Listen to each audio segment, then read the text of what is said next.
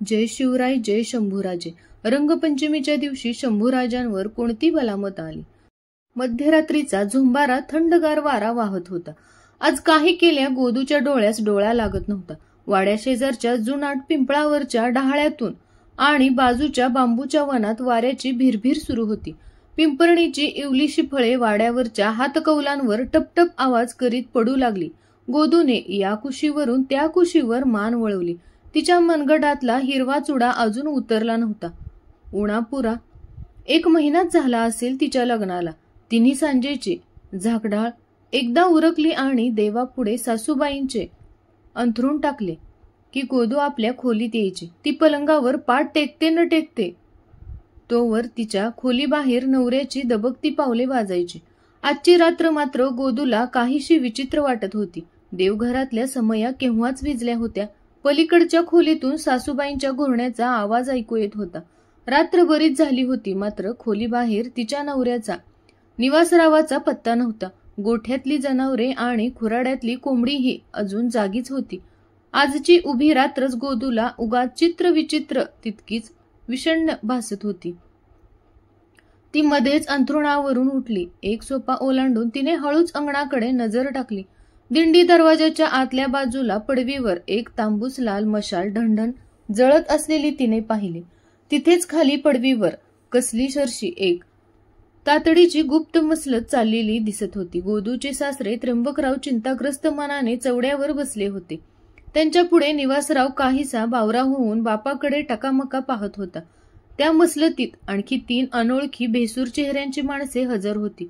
त्र्यंबकरावाकडे 12 गावचे देशपांडे पण, त्यामुळे आला असेल एखादा वाद असा विचार करीत गोदूने तिकडे कानाडोळा केला. वाढत्या रात्री बरोबर वारा वेळूच्या बनात धिंगाणा घालू लागला. कौलांवर पिंपरीच्या फळांचा नुसता सडा पडत होता. भीतीने गोदूचे काळीज कालवले जात होते. असली कसली म्हणायची ही राजकारण. तसे गोदूचे माहेर म्हणजे महाडजवळचे एक आडवळणी खेडे, परंतु गोदूचे व्यवहार ज्ञान उत्तम होते. तिचे काका छत्रपती शिवाजीराजांच्या अष्टप्रधानातले सुरणवीस अण्णाजी दत्तो प्रभुणीवकर. त्यामुळेच काका मावशीकडे गोदू अनेकदा रायगडला आणि पाचाडला जात असे. शिवशाहीत नेमके काय चालले आहे, कोणत्या नव्या मोहिमा आखल्या जात आहेत, या साऱ्या गोष्टी तिच्या कानावर पडायच्या. छत्रपती शिवरायांवर गोदूची जीवापाड भक्ती होती. आभाळातला सूर्य, चंद्र आणि शिवाजीराजा या 3ही गोष्टी तिला प्राणापलीकडे प्रिय होत्या. काही वर्षांमागे ती बिरवाडीला आपल्या नातेवाईकांकडे राहायला गेली होती. एकदा सायंकाळी पाहुण्यांच्या अंगणात शिळोप्याच्या गप्पा चालल्या होत्या, तेव्हा अचानक एक भयंकर खबर येऊन पोहोचली होती.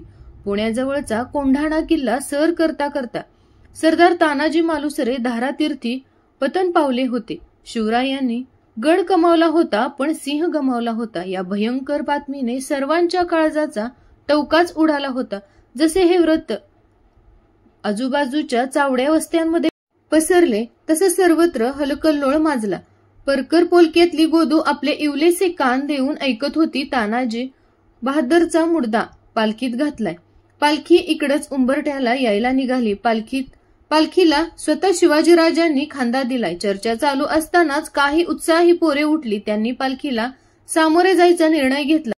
तसा पोरांचा तो जथा वानरांसारखा उड्या मारत दरीखोरी ओलांडत मधल्या वाटेने जंगलातून कोंढाण्याकडे धावू लागला. जंगल राने तुडवणाऱ्या पोरांना तासाभराने लक्षात आले. त्यांच्या मागे जाळ्या खसखसत होत्या. कोणीतरी हरणीच्या चालीने त्यांच्या पाठोपाठ धावत येत होते. मुले थांबली, पाठीमागे वळून पाहू लागली. 8 वर्षाची इवलीशी गोदू त्यांच्या मागोमाग पळत येत होती. ती अविस्मरणीय मिरवणूक गोदू कधीही विसरणार नव्हती. एखाद्या बळकट किल्ल्याचा बेलाग बुरुज ढासळून पडावा तसा तानाजी नावाचा शिवरायांचा हातच निखळून पडला होता. शिवरायांच्या तेजपुंज चेहऱ्यावरची सुतकी कळा पाहवत नव्हती. वाटेतल्या गावातून लोक झुंडीने गोळा व्हायचे. पालखी थांबवली जायची. तानाजीच्या मुखावरचा शेला बाजूला केला की त्यांची फुलासारखी कोमेजून गेलेली चर्या दिसायची आणि शिवाजीराजांसारखा धैर्यवान महापुरुषही हेलावून जायचा. पालखीसोबत निघालेला 2-3 हजार लोकांचा नदीच्या पाण्यासारखा घोंगावत जाणारा तो लोंढा, ते अतीव दुःख, बलिदानाच्या भावनेने फुरफुरलेले ते बाहू, गोदूचे ठेचकाळलेले पाय, त्या ठणकत्या वेदना गोदूच्या मनपटलावरून आज पावेस्तोवर नाहीशा झाल्या नव्हत्या. अर्धी रात्र सरूनही नवरा बिछाण्याकडे माघारी वळला नव्हता. शंकाकुशंकाच्या लाल मुंग्यात तिचा मेंदू बधीर करू लागल्या. असली कसली म्हणायची ही खलबत. गोदू पुन्हा उठली आणि दाराच्या तोंडाशी येऊन उभी राहिली. मगाची ती बैठक सरली नव्हतीच. उलट थंडीच्या महिन्यात शेकोटीची धग यायला मंडळी दाटीवाटीने गोलाकार बसावीत तसे सारे एक दुसऱ्याला खेटून बसलेले संवादांना कुजबुजीचे स्वरूप आले होते. श्वासोश्वासांना कटकारस्थानांची धार चढली होती. गोदूचा सासरा त्र्यंबकराव खदाखदा हसत आपले घारे डोळे गोलाकार फिरवत उपहासाने बोला, बस आता उद्याचीच दुपार व्हायचा अवकाश. उद्याची रायगडवरची रंगपंचमी भोसल्यांच्या कुळासाठी शिमगा ठरणार आहे. कोळ्याने जाळं पेरावं तसे जागोजागी निरड्या छातीचे 40 धारकरी पेरलेत. सकाळी 9च्या प्रहाराला त्या शिवाजीची अंबारी होळीच्या माळाजवळ सरकायचा अवकाश. वाघदऱ्याच्या वाटेवरची तोप मशालीने शलगावली जाईल. रंगाच्या फकी उडू आणि त्याच्या आडोशानं त्या मयूर शिवा भोसलेचा कायमचा काटा काढू. आणि काही घोटाळा झाला तर अवंढा गिळा. निवासरावाने विचारले, बहादूरगडाच्या तळावर जाऊन आम्ही खानसाहेबांशी कटाचं सारं बोलणं केलं आहे. सणाच्या निमित्तानं 12 कट्टर लढवय्ये वीर आधीच रायगडावर जाऊन पोहोचलेत. एकदा शिवाजी संपला अशी खुणेची तोप उडायचा अवकाश. बाजूच्या झाडीतल्या मोगली तोफा फतके सुसाट बाहेर पडतील. रायगडासकट मराठ्याचं नाक कापून टाकतील. कटाची ती वीण उलगडून सांगताना त्र्यंबकरावाचे डोळे भलतेच भेसूर दिसत होते. त्याच्या आत्मविश्वासाने समोरचे ते अपरिचित पाहुणेही चेकाळून गेले होते. त्र्यंबकरावाने अंगावरचे उपरणे खुशीनं झटकले. आपल्या लांब शेंडीला पिळदार गाठ मारली आणि समोरच्या अंधाराकडे तो विजयी मुद्रेने पाहू लागला. गोदूच्या घशाला कोरड पडली होती. त्या भयंकर कटाच्या कल्पनेने तिचा जीव कोंडला.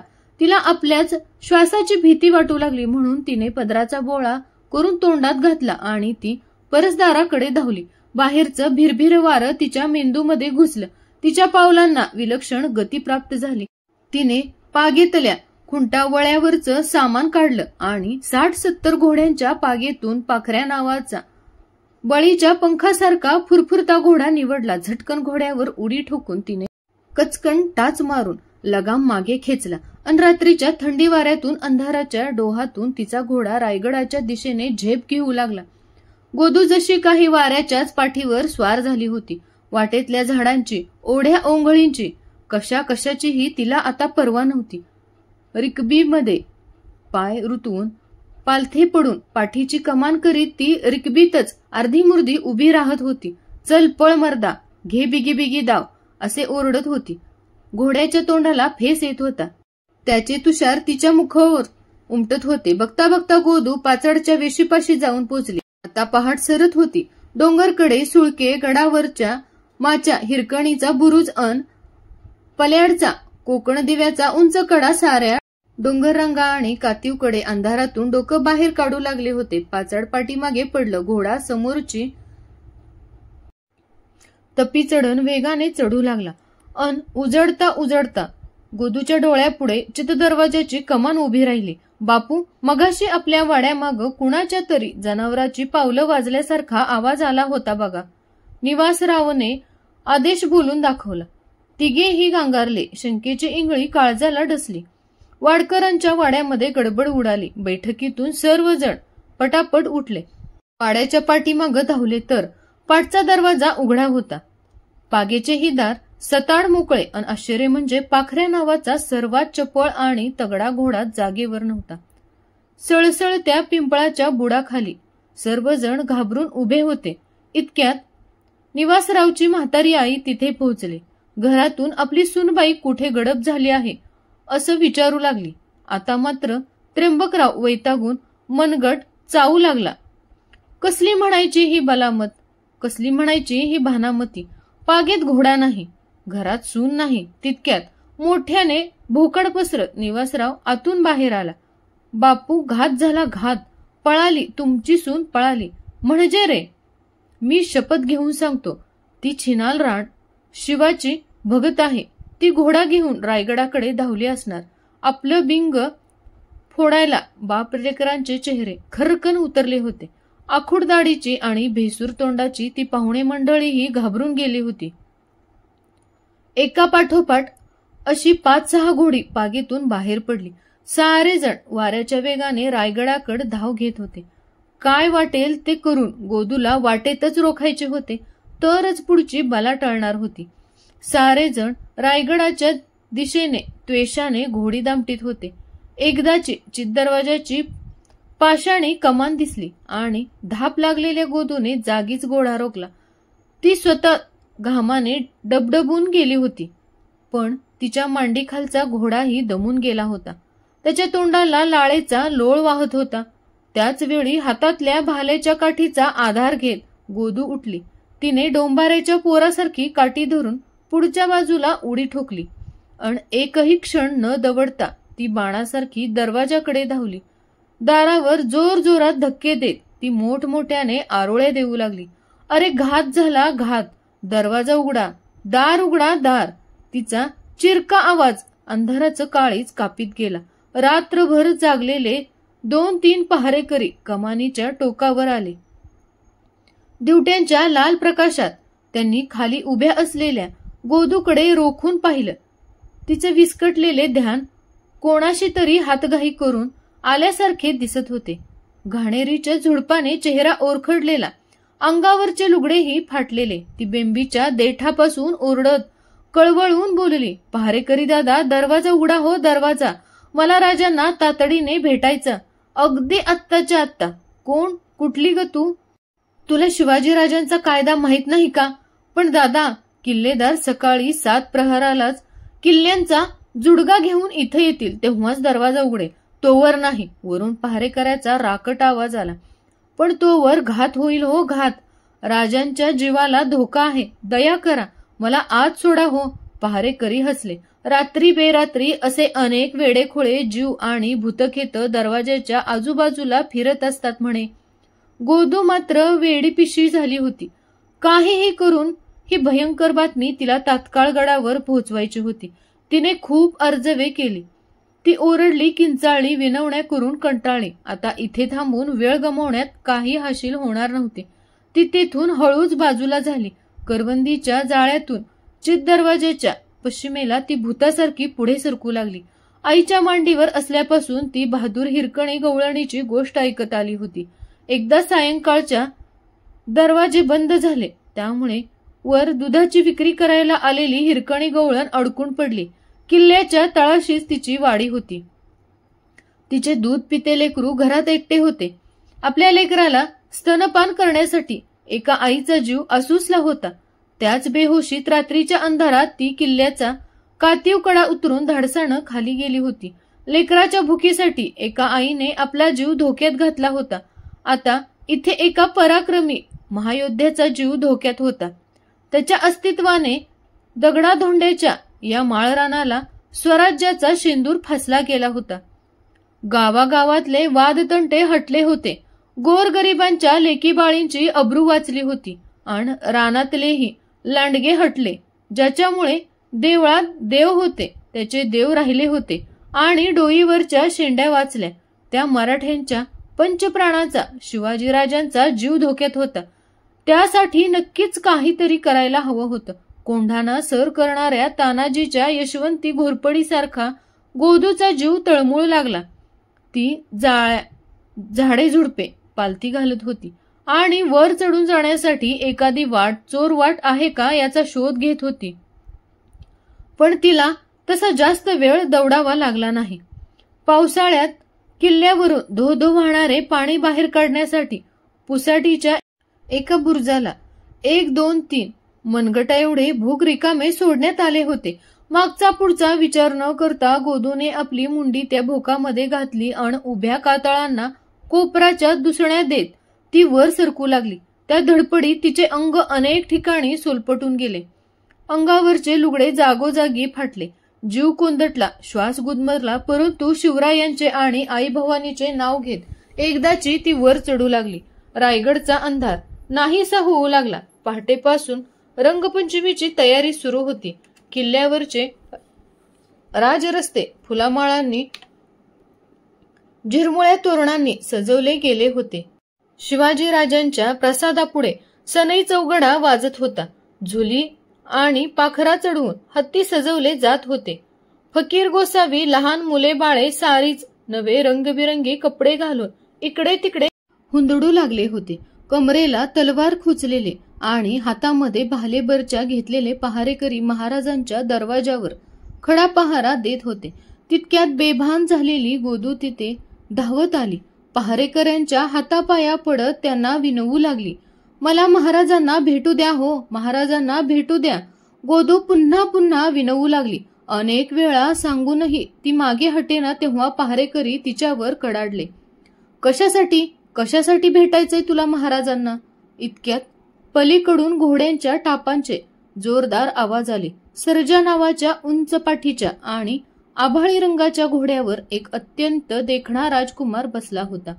त्याच्या जिरेटोपावर पाचूंच्या माळा रुळत होत्या.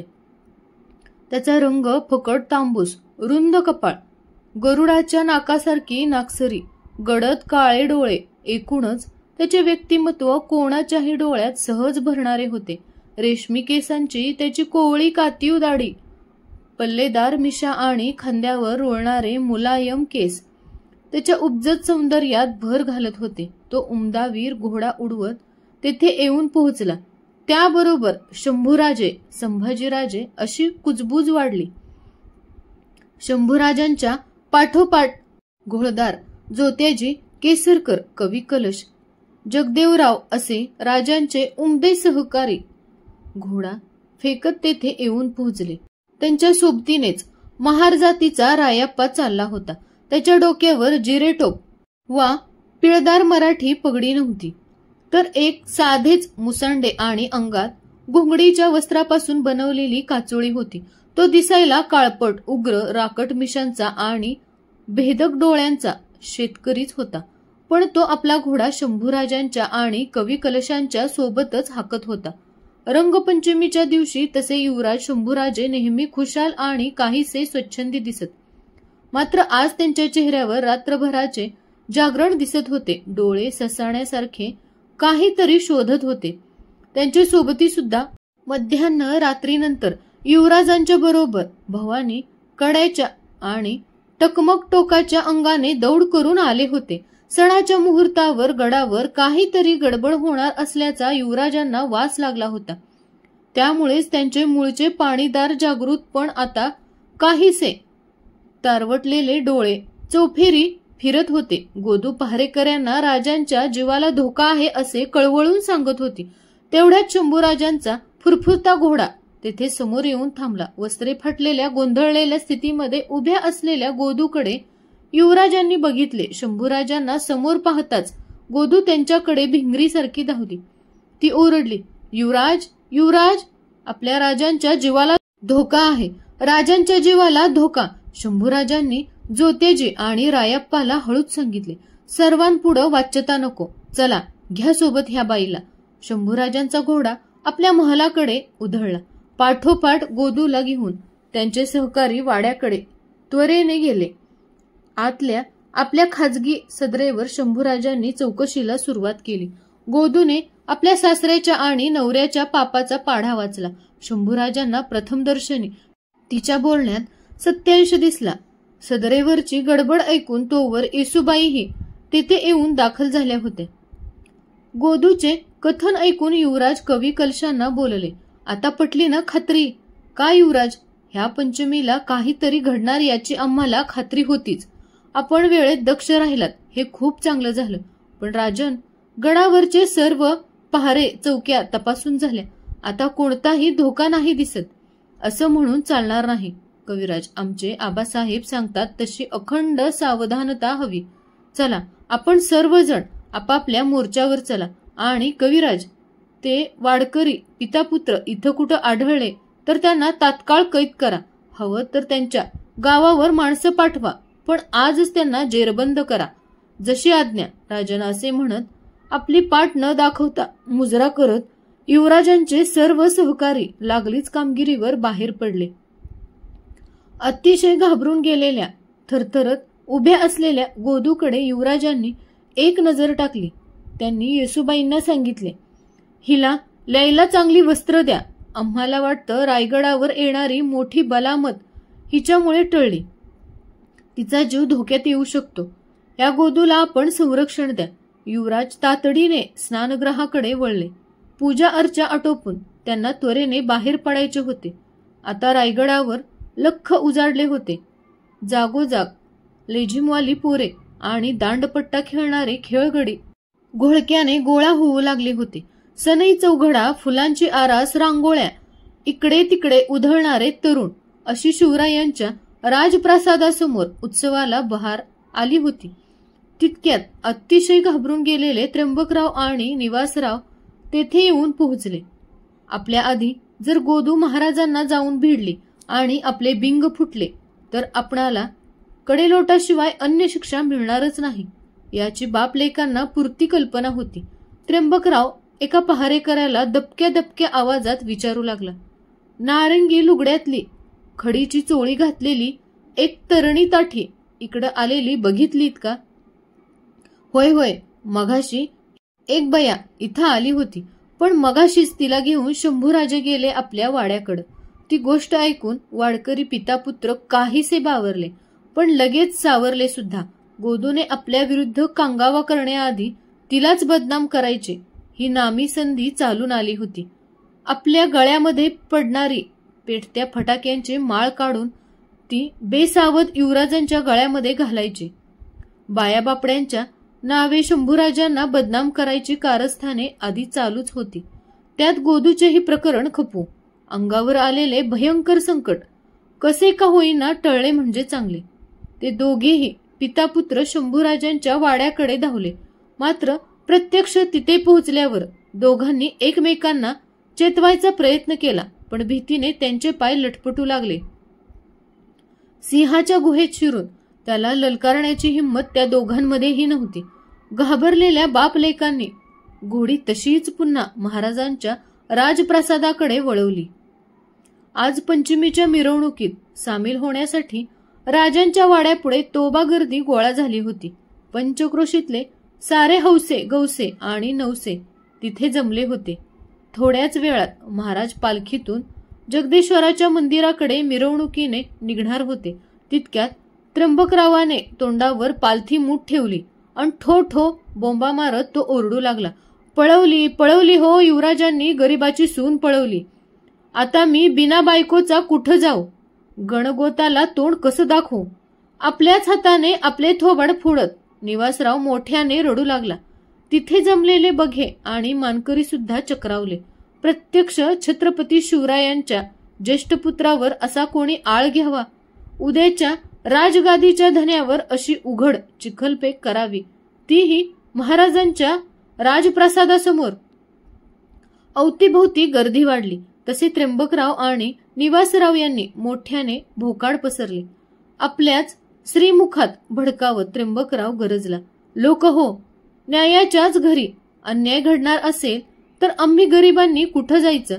थोरा मोठ्यांच्या नजरा पडतील म्हणून काय आमच्या लेकी सुनांची खांडोळी करायची? ए थेरड्या, तुला काय तोफेच्या तोंडी जायचं आहे का? एक शिलेदार पुढे होऊन विचारू लागला. तुझ्याकडे पुरावा काय? दुसऱ्याने विचारले. उलट मलाच कसला पुरावा विचारता? जा जा त्या युवराजांच्या वाड्याकडं, उघडा दरवाजा आणि बघा तुमच्या डोळ्यांनी कशी कोंडलीय तिथं माझ्या सुनेला. हाय रे देवा, आता कुठे जाऊ?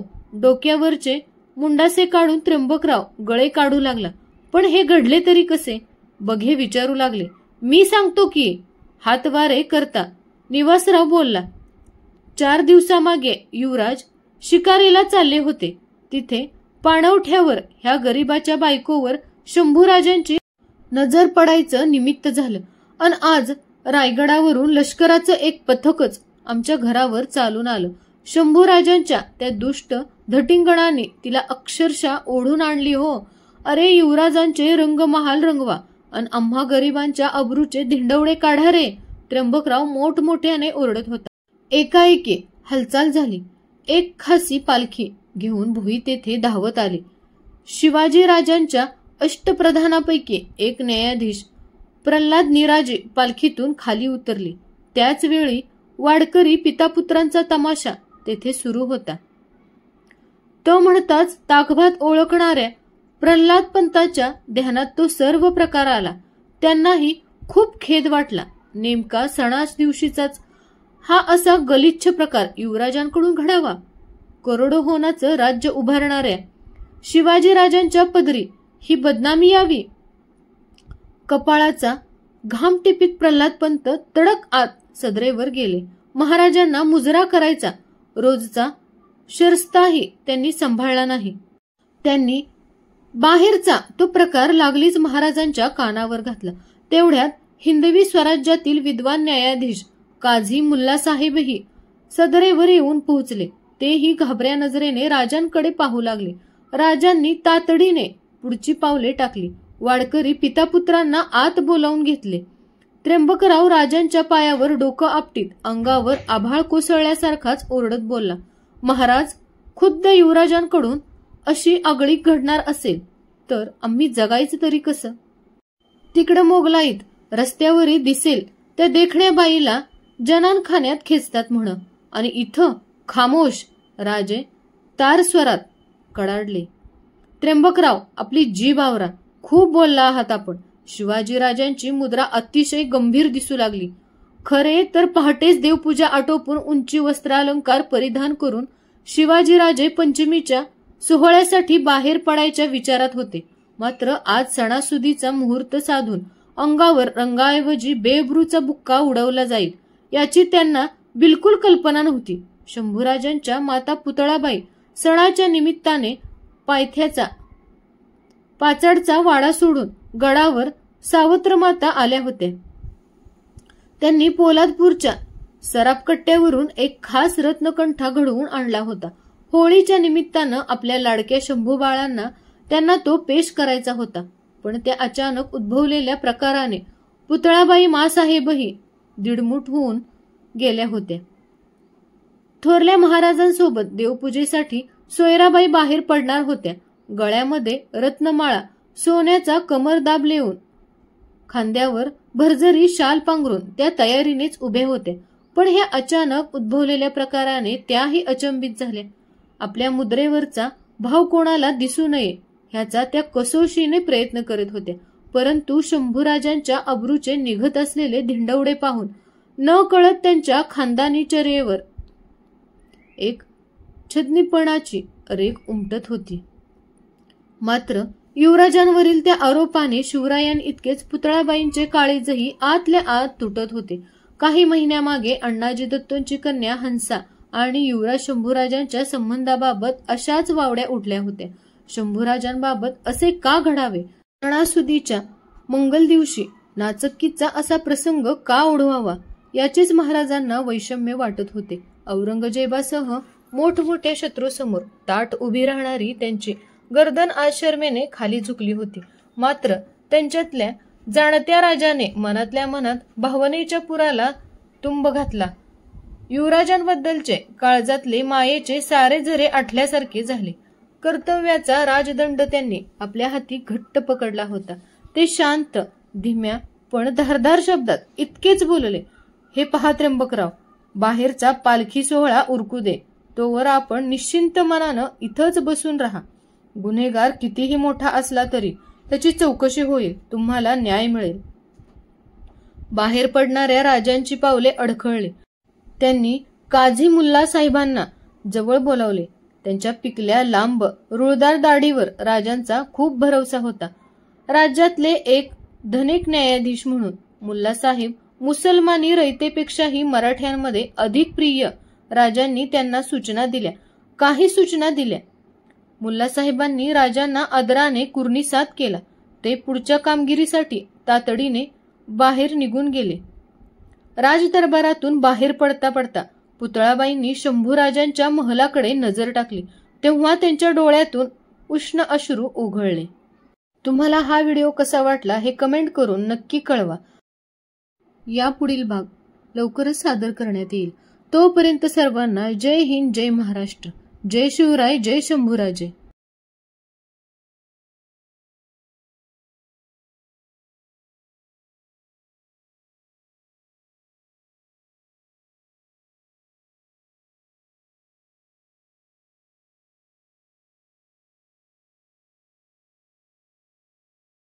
या